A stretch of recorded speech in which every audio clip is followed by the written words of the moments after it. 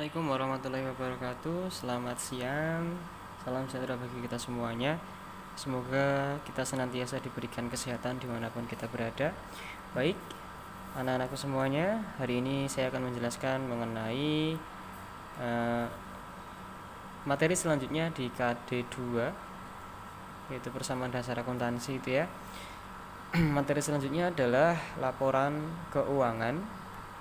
Ya, baik, langsung saja saya menuju ke sini penjelasan materi laporan keuangan. Ya, yang perlu kita ketahui, laporan keuangan itu ada 4 macam, yaitu laporan laba rugi, laporan perubahan modal, laporan neraca, dan laporan arus kas. Ya. Laporan laba rugi itu apa? Laporan laba rugi itu adalah laporan yang menunjukkan selisih antara pendapatan dan beban. Jadi apabila pendapatan lebih banyak dia laba. Kalau pendapatannya lebih sedikit itu namanya rugi. Kemudian laporan perubahan modal itu adalah laporan yang melaporkan modal awal hingga berubah menjadi modal akhir. Modal awal menjadi modal akhir. Nah, di dalamnya nanti dipengaruhi oleh laba dan rugi ini nanti. Apabila laba berarti dia nambahi modal, berarti modal awalnya ditambah laba jadi modal akhir. Nah, kalau dia rugi berarti modal awalnya kurangi rugi menjadi modal akhir. Sama nanti dipengaruhi oleh prive gitu ya, prive. Apa itu prive? Prive itu pengambilan pribadi oleh pemilik usaha. Ya, ambil uang atau ambil barang yang diatasnamakan pemilik usaha. Nah, itu disebut dengan prive, itu mengurangi modal. Tuh.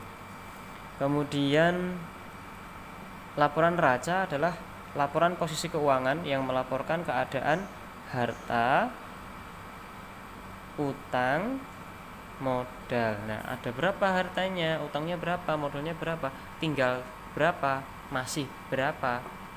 Nanti dilaporkan dalam neraca. Arus kas adalah laporan yang menunjukkan perubahan kas perusahaan, kas masuk dan kas keluar gitu. Nah, yang akan kita pelajari di materi selanjutnya ini adalah tiga yang di atas ini. Jadi laporan arus kasnya tidak kita bahas, cukup tahu saja. Baik, langsung saja kita menuju ke laporan laba rugi. Laporan laba rugi itu ada 2 bentuk, yaitu single step dan multiple step. Apa yang dimaksud single step? Single step itu artinya mengerjakan laporan laba rugi ya menjadi satu langkah. Satu langkah itu tidak memisahkan kegiatan operasional dan non operasional.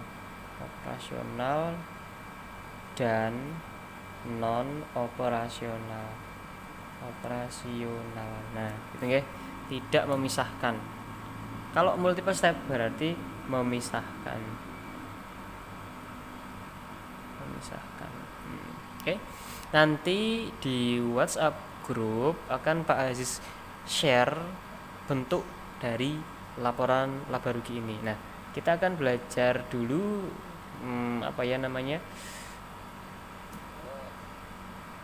simple cara membuatnya ya. Kalau bentuknya secara rinci nanti akan Pak Ais lewat gambar. Jadi yang pertama yang harus kita buat itu adalah yang jelas paling atas itu adalah judul ya. Judul nanti isinya adalah 3. Nama perusahaan. Nama perusahaan. Kemudian ini laporan apa gitu ya. Jadi jenis laporan. Laporan laba rugi berarti ya.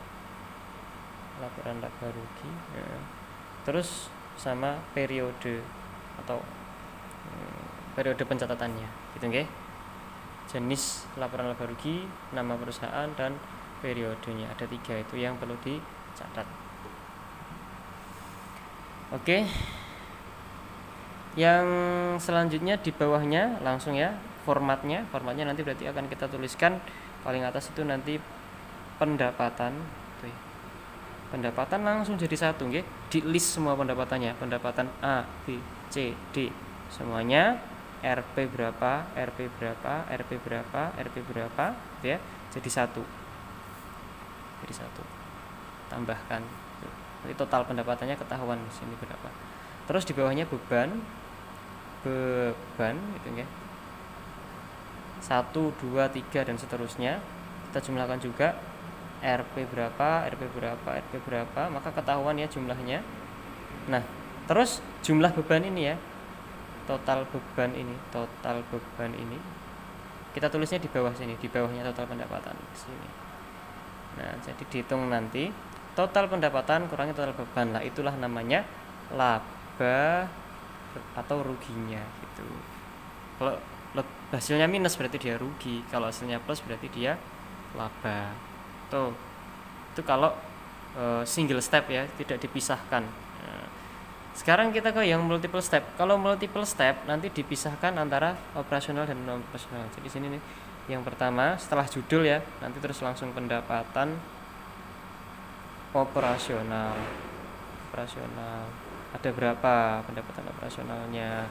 1, 2 katakanlah ya gitu. RP tuh. Terus di bawahnya beban operasional berapa, dihitung dulu laba operasional. Baru di bawahnya lagi pendapatan non operasional dikurangi beban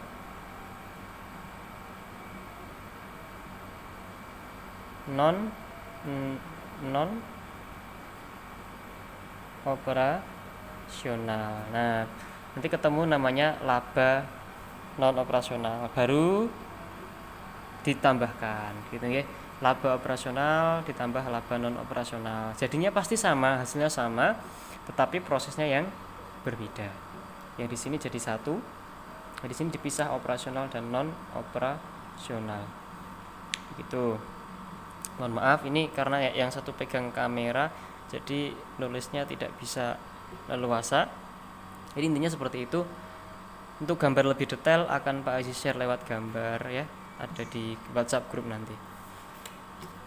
Kemudian yang kedua, laporan perubahan modal. Laporan perubahan modal itu seperti yang Pak Aziz jelaskan tadi, menjelaskan atau melaporkan perubahan dari modal awal menjadi modal akhir. Nanti nulisnya gini, sama yang paling atas nanti judul, meliputi 3 tadi, nama, kemudian jenis laporan apa ini, perubahan modal, kemudian terakhir periode.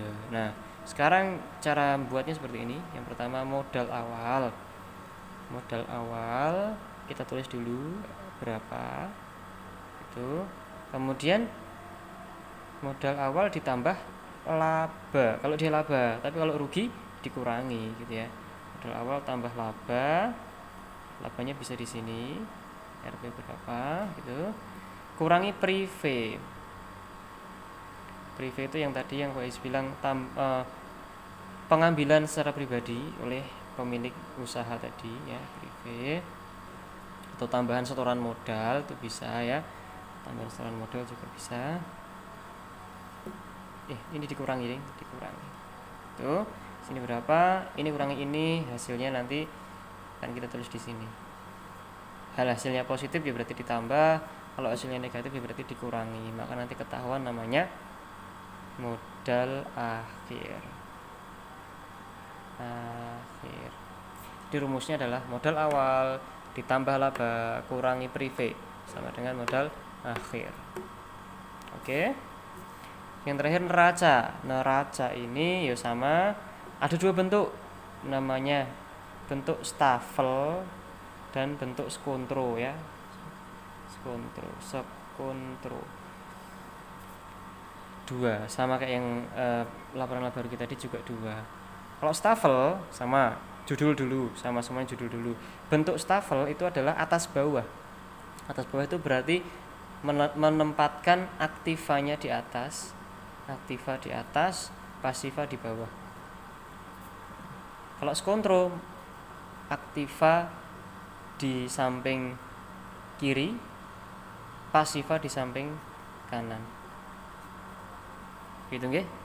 Lah isinya apa? Yo aktiva ngerti dhewe ya. Di persamaan dasar akuntansi kemarin ada kas, piutang, peralatan, perlengkapan dan sebagainya, itu aktiva, pasiva, utang dan modal. Itu tinggal ditulis saja. Nanti berarti bentuk tabel ya, bentuk tabel. Bagian atas itu aktiva, bagian bawah pasiva. Itu kalau stafel. Kalau skontro buat tabel, di sebelah kanan itu isinya aktiva, sebelah kiri isinya pasiva. Nah, akunnya apa, saldonya berapa, tinggal ditulis. Begitu nggih. Untuk detailnya silahkan tunggu gambar dari Pak Aziz ya di WhatsApp group. Terima kasih atas perhatiannya. Assalamualaikum warahmatullahi wabarakatuh.